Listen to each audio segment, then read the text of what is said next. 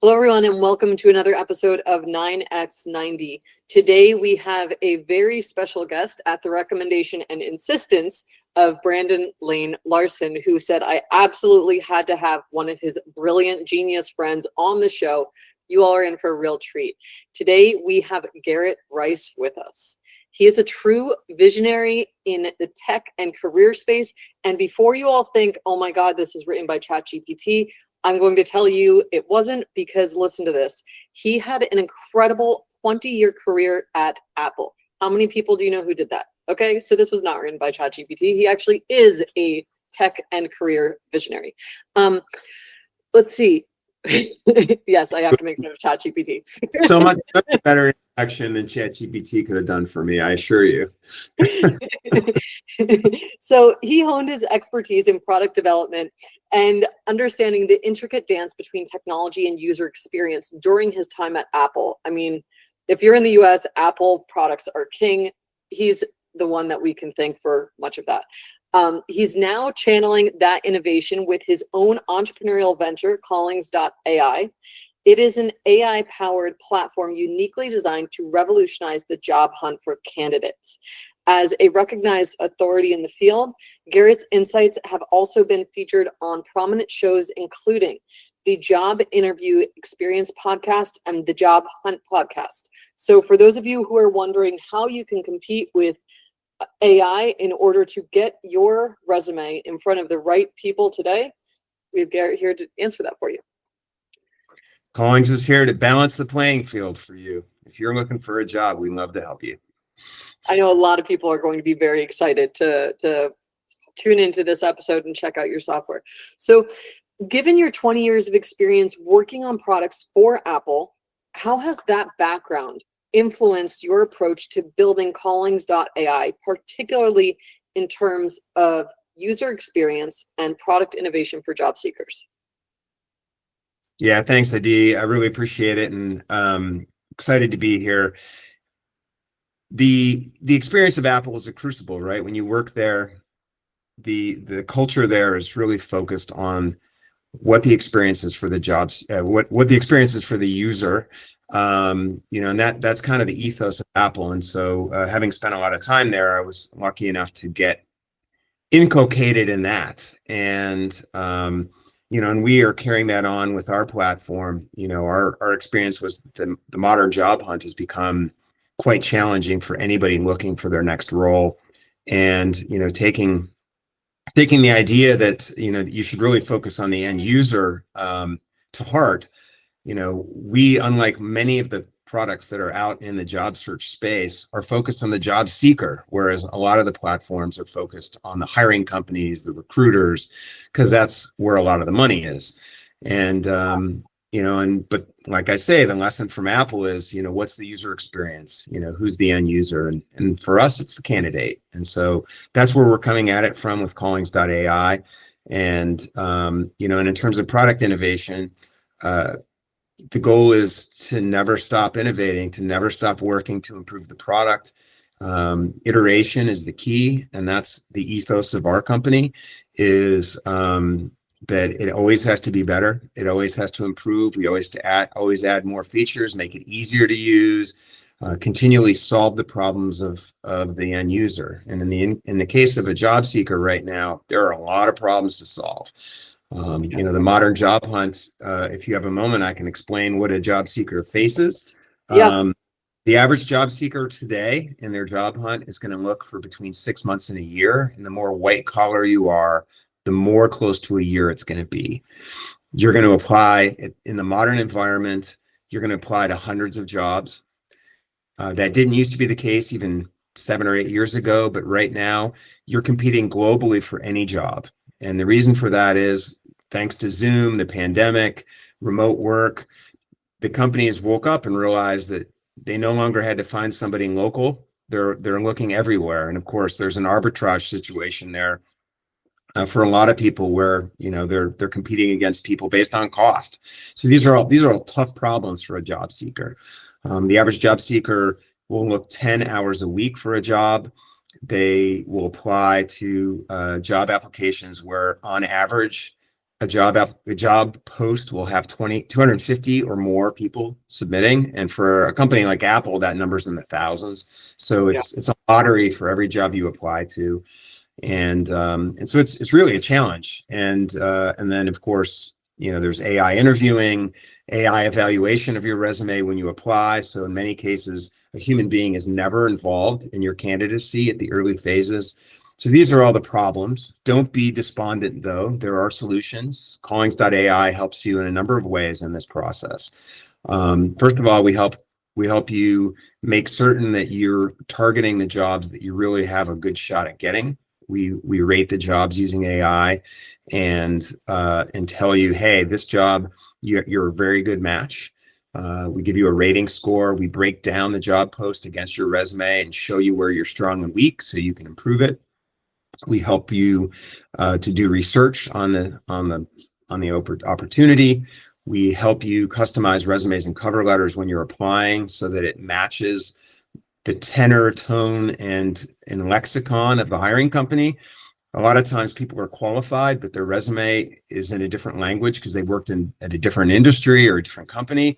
And as a result, they're rejected even though they're highly qualified. And the answer is you have to customize. So we do that work. We help you find networking contacts when you've applied. So the key, 70 to 80% of all jobs that you're going to be successful at landing will have a networking component, because that's a human being, right? If you can network to a human being, they can carry your resume and put it at the top of the pile and say to the hiring manager, hey, this person's great. Very much like, Brandon Larson introduced me to you. Networking is everything to get on podcasts or to get a job. So we offer a really powerful AI networking tool that will bring you the hiring manager, the recruiter, the people on the team, so you can get networked to the right people. And we draft the outreach messaging so it becomes paint by numbers. We prep for interviews. We provide coaching, all of it in one platform. And our goal is to be the place that you start out every day to go and look for your job hunt, your next job, and to manage your job hunt and feel like, hey, there's somebody on our side. And that's what Callings.ai is. Did you launch already? We've had a soft launch and are now out on the market and available. So your listeners can go there and sign up and use the platform today. And and we're hard at work talking to these users that we have, understanding how we can make the platform better and iterating, just like I said. So how much does it cost for someone to use your software? If you're paying monthly, it's $30 a month, $29.99. That's nothing. And if you know that you're serious about a job hunt, we offer 6-month and 1-year agreements that discount 33% and 50% respectively. And so, we don't want to force people to invest a lot in their job hunt, but honestly, if you don't invest, you can't win. And we feel like we make it very affordable for people to do it. And I think about half of our users buy the longer term agreements so that they know that they're covered and will use the platform. Also, if you sign up, you can try it you can look for jobs and save jobs for free on our platform forever. And you just have to pay for the higher end AI tools. And also when you sign up, you can have the first 2 weeks for free.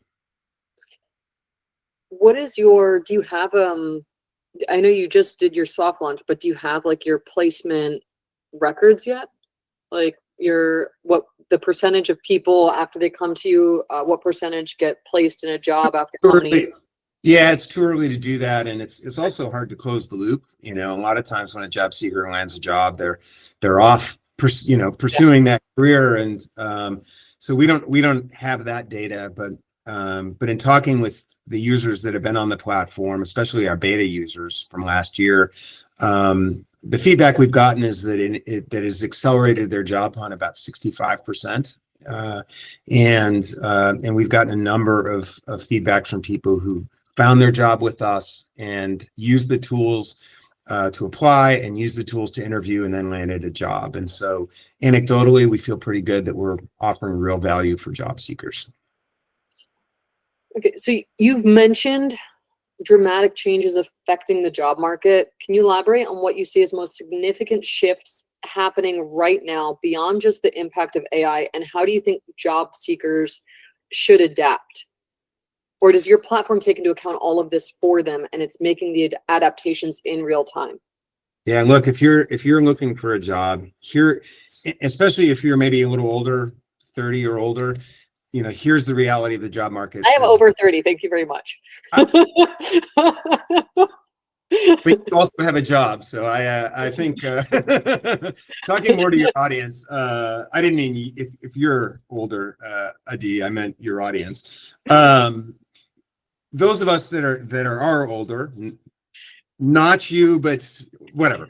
The thing that I'll say is, I grew up. I'll put it in my terms. I grew up in a job market where I could make a few phone calls to people and at least get an interview, and even if I didn't know somebody, I could just apply and carry my resume to that company or submit online.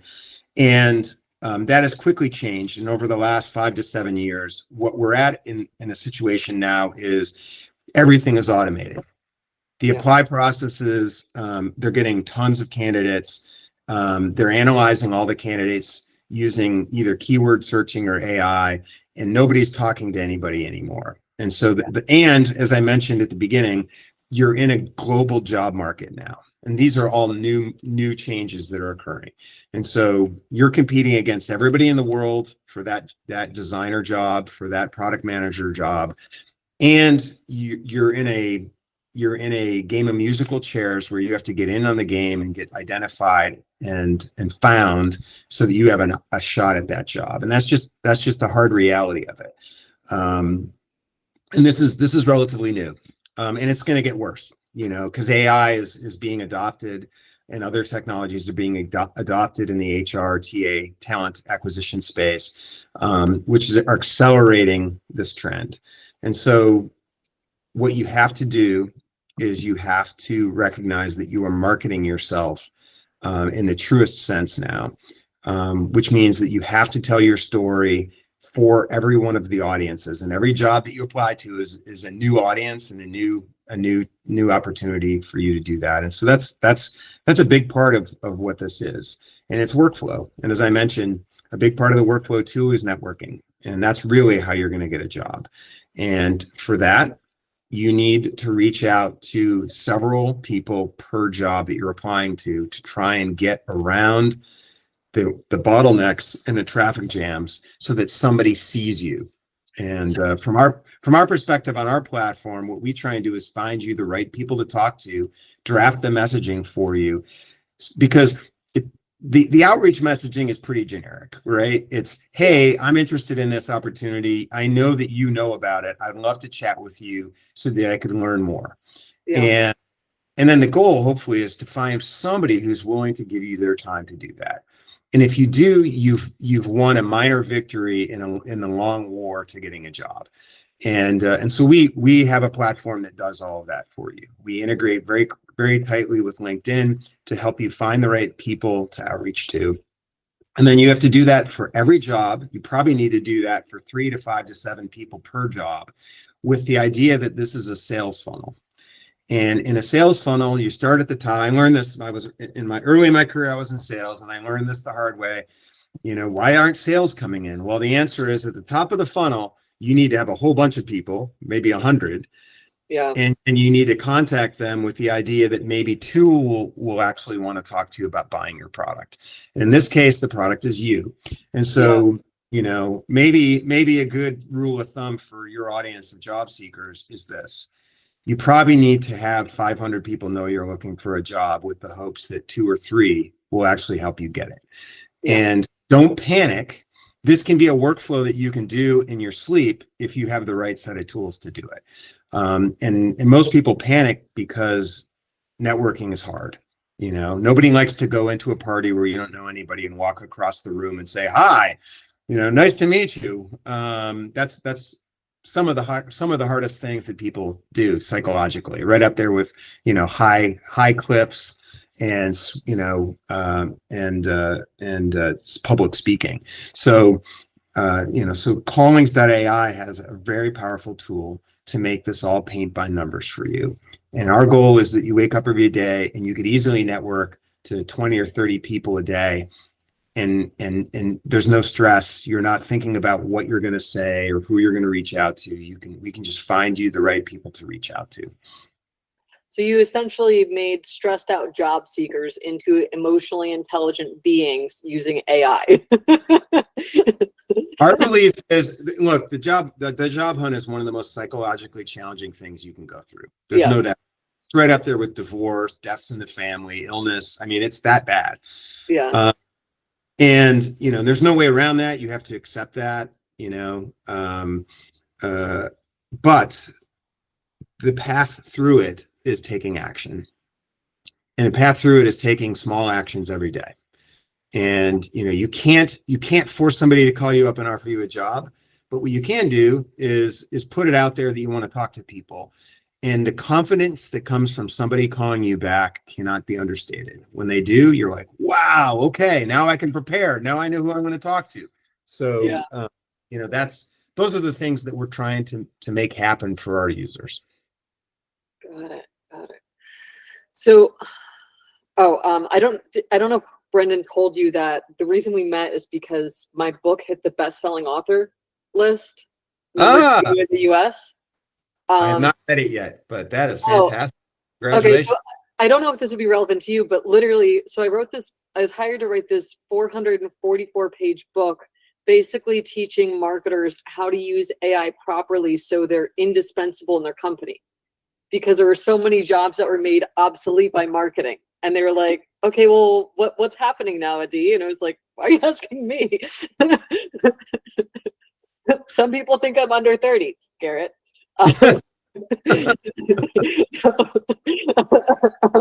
My mom used to joke at every birthday up until she was 60 that it was her 29th birthday again. Okay, so I'm in the commercial real estate space where you don't want anyone to realize if you're under the age of 40. You just keep pretending you want to be young yet mature, right? That's the idea. Yeah, you just keep pretending you're 40 until you finally turn 40. But anyway, yeah, so with the book, the entire goal was to teach junior marketers how to quickly level up so that they were using AI properly to be indispensable rather than quickly replaced by AI. But to your point with designers having a harder time, I agree with that completely. All of my social media team, my customer success, my designers, anything I can outsource to the Philippines, I do. Because there I can get top talent for $800 a month. I'm paying them double what they're getting from others, so they stay loyal to me for years. So I invest in training and I keep them. And yeah, and you can't, here you would not get a team of 5 for less than $4,000 in the US. Yeah. Yeah. That, I think you're highlighting, the challenge that the US job seekers in particular face right now, right? Which is, the arbitrage of jobs. Yeah.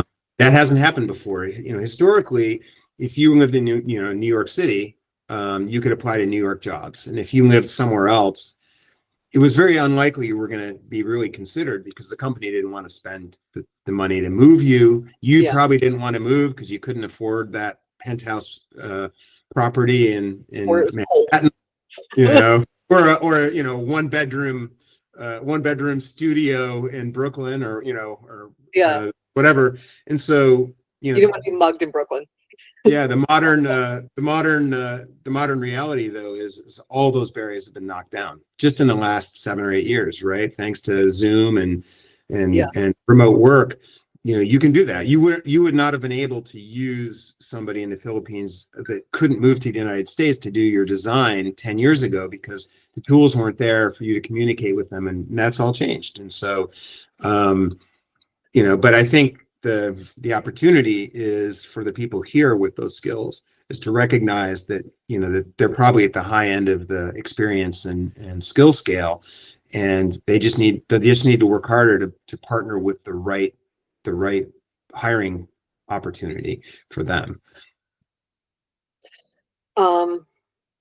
Yeah, those are all very, very, very good points. So you have this platform you've essentially made. So it's making people who are stressed out sound calm and emotionally intelligent, like somebody that wants to be hired. It's taking into account the whole networking aspect.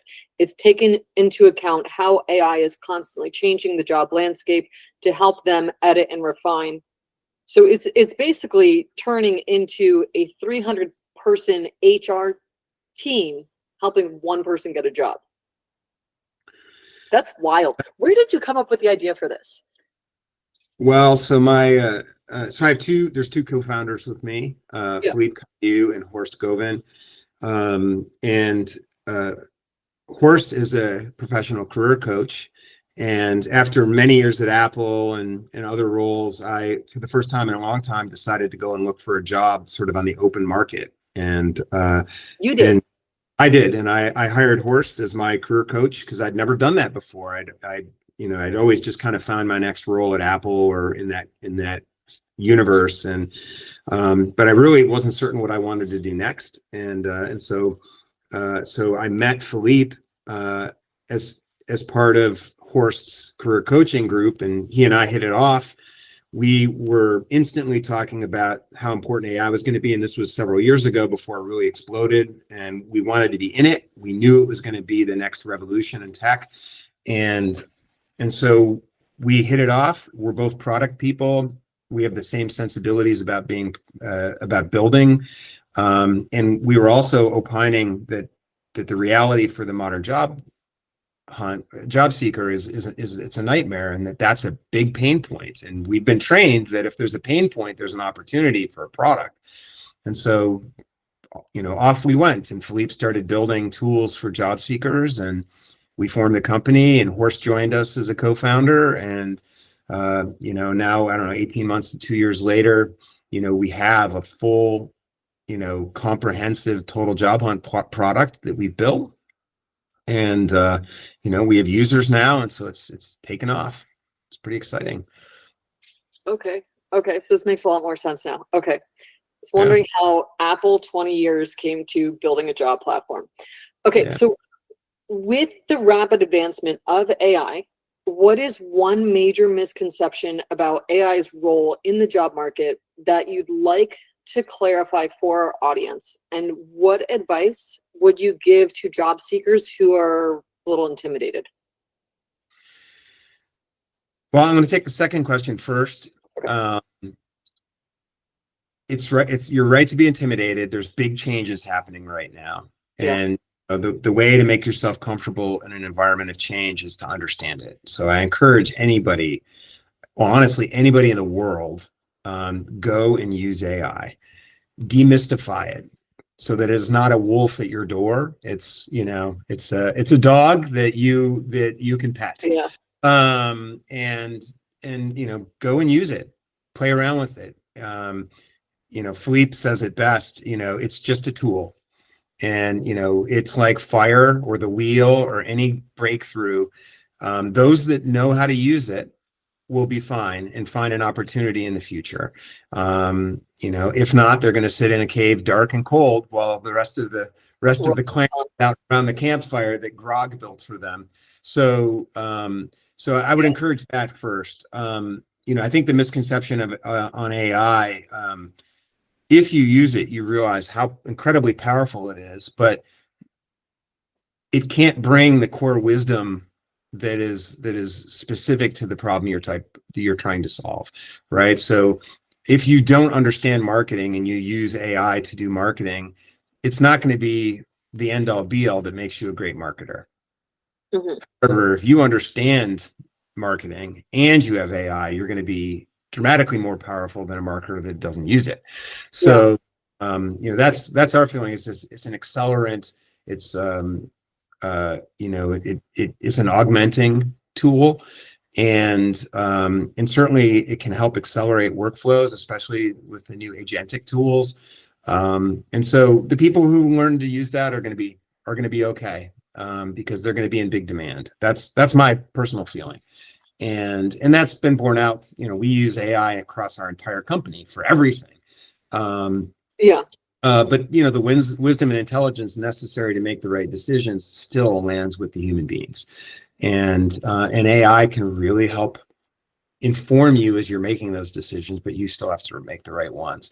Oh, absolutely. From a job seeker's perspective, you've got to level the playing field. You've got to use AI tools, because it's an AI world now when you're applying for jobs, when you're pursuing jobs. And so embrace it, demystify it, and you'll be fine.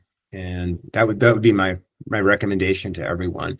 And, try ChatGPT, play around with it, upload your resume to it, ask it about it, and use the tools like ours when the workflow starts and you really need to apply for a job. And, one of the things that we offer on our platform is a thing called My Insights. And so if you're trying to figure out what your next role is going to be or looking for a job, you can start there on our platform. And what we do is we read your resume, and then we just ask questions about you and what you want. And this helps suss out things like what the ideal job for you would be. It helps suss out what your needs and wants are, because a lot of times it's important, and this comes directly from our career coach co-founder Horst. You can't excuse me. Hopefully you can edit that out. I just suddenly choked to death on my own throat. Are you okay? We actually yes, and then Garrett died on my podcast. All right, oh my God. I'll start that over if that's all right. You can edit that out. But we usually don't edit out the human moments because it makes people connect with us more. Okay. No, I one time forgot. A sponsor gave me a piece of jewelry that I was supposed to wear, and I had just come from the gym, and I forgot to take it off, and it was a blooper, and I was like, oh, I still have my gym ring on, and I put the sponsor's piece of jewelry on, and they didn't edit it out. And later a bunch of people were like, I thought you were really intimidating, and then you forgot your gym ring. And I realized you're human just like me. So but AI does not choke on its own spit, but apparently I do. I'm sorry. Sorry out there. I had a friend go into cardiac arrest at dinner the other night. Have you ever seen someone do that? No, that's scary. It is the most horrifying thing on the planet. Is he okay? Oh, he's okay now. But yeah, we had just finished an investor meeting for my real estate fund. And I wanted to take him out for pizza with another friend, and the other friend was talking about investing in an oil and gas business. And Ethan's a bit of a jokester, and he's very, very funny. He's a rocket scientist, and he worked at a Buddhist temple at one point, and now he has a beverage company. So he's like a quirky guy who makes lots of jokes. So he slumped over in his chair, and I thought he was joking. And I was like, and then he started to fall out of the chair, and I was like, okay, Ethan, I think you're taking the joke that you're bored with the oil and gas deal closing a little bit too far. And the guy next to me goes, he's not joking. He's not breathing. And I jumped up, straightened him up, started screaming and shaking him, not knowing what had happened, because I've never seen anyone go into cardiac arrest before. And fortunately, there was a paramedic right behind us. And this is one of my friends of a decade. So watching him, the color drain out of his face, him not breathing, him dying, I'm yeah. A paramedic came up behind him, gave him the Heimlich, realized he wasn't choking. He changed the angle and started giving him it was kind of like the Heimlich, but punching his lungs and his heart at the same time to jumpstart his heart. He had he convulsed, came back to life, and it was just the scariest thing ever. I was just oh my God. That he's okay. That's I'm okay. I'm not having hurt, and I'm sorry for your friend, and I'm glad that he's okay. Although now I'm realizing, to your point, I moving forward, maybe I should get guests' physical locations, so if they do, I think apparently everybody that talks to you needs to have some kind of medical checkup first. No, only 2 out of 3 million so far, so don't jinx me. I am not the widowmaker. Well, to finish my thought, what I was saying is that our career coach co-founder, Horst Gobin, points out that for a job seeker, the first step to a job hunt is to know thyself.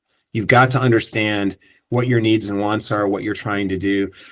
Otherwise, if you're interviewing for a job that you're really not interested in, you're not going to be successful. And more importantly, why pursue something you don't want to do? And I think the myth is that we always know what we want. And I don't think that's true.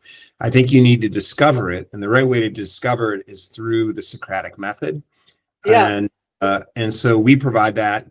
And then when you're done answering the questions, which are simple, easy, we can then provide you three things. We can provide you that ideal job report, which is simply a reflection back of what you said your ideal job was. We can provide the goals report, which is simply reflecting back to you what you said your goals for your job hunt were.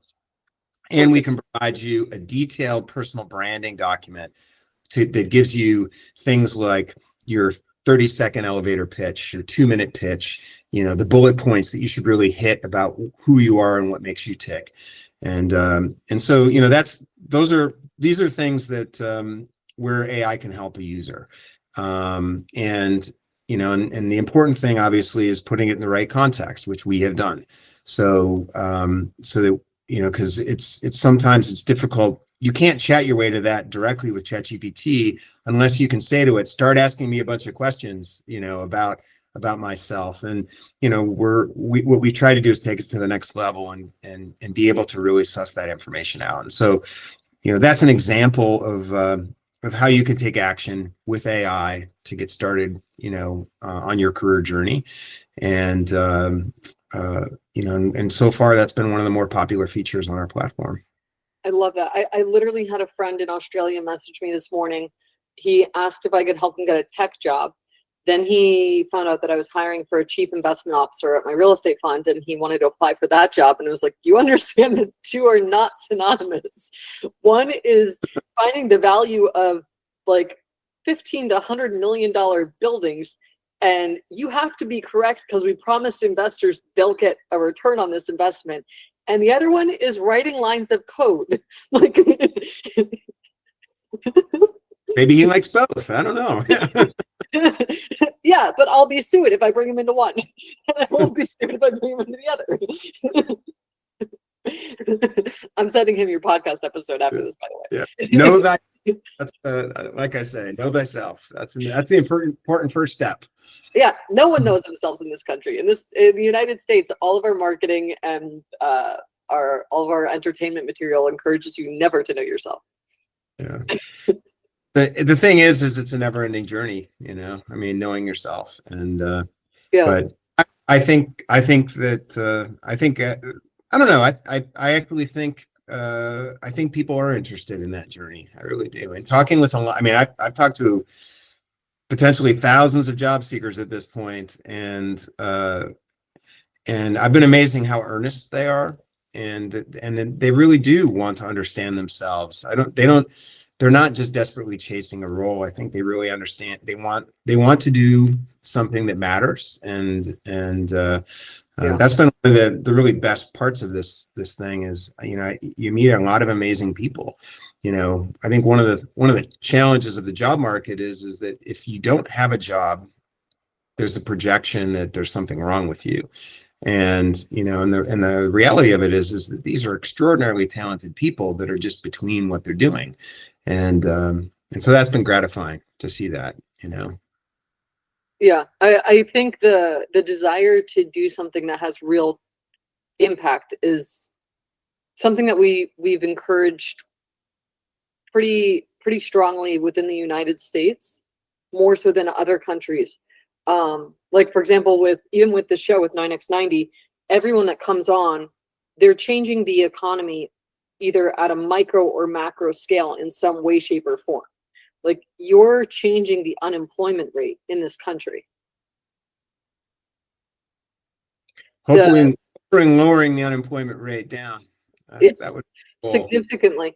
So I personally have some friends who work in career services at some top tier schools. I'm sure that they will absolutely want to be using this with their own alumni, because you know how schools are measured by their employment rate of their alumni.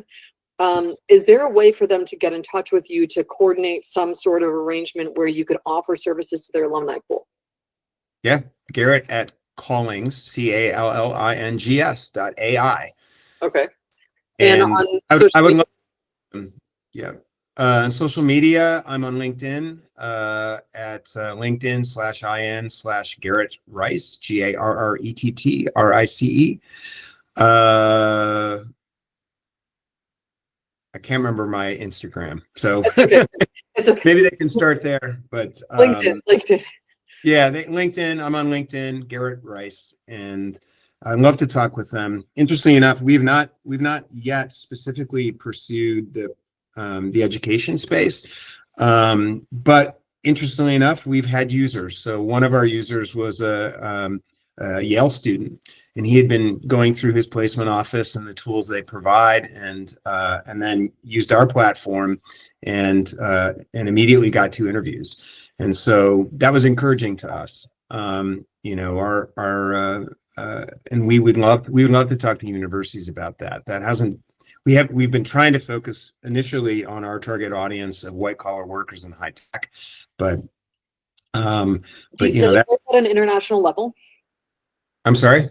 Does your software work at an international level? So like if a school in, say, Madrid, my business school, were to use your software, it would work for people wanting a job in the Middle East or Europe or Latin America?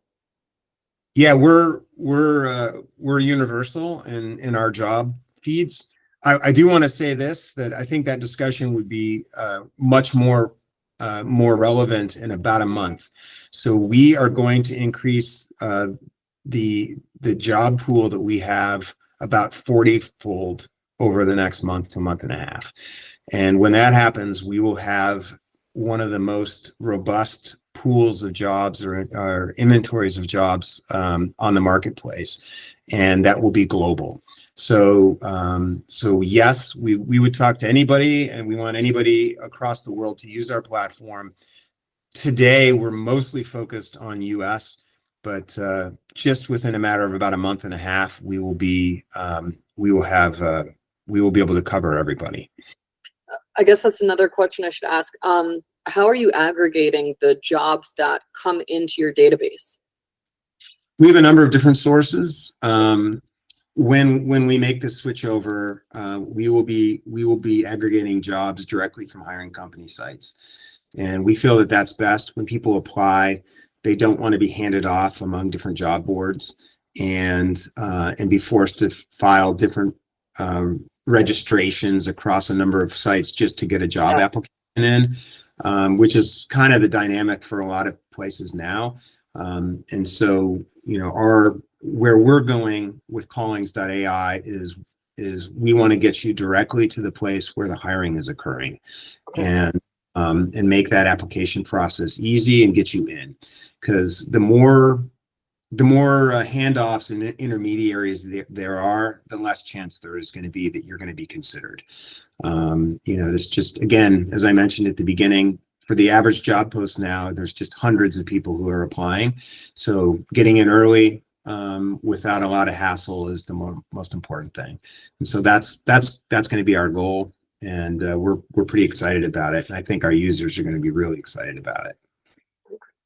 All right. Well, thank you for answering all my questions and not dying on my show. I appreciate it. Oh, my pleasure. This has been absolutely wonderful.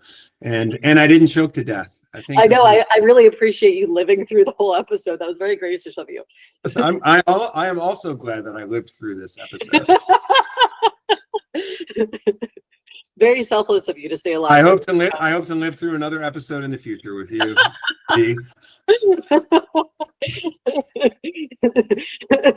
And we have our first inside joke, so clearly we will be friends for life.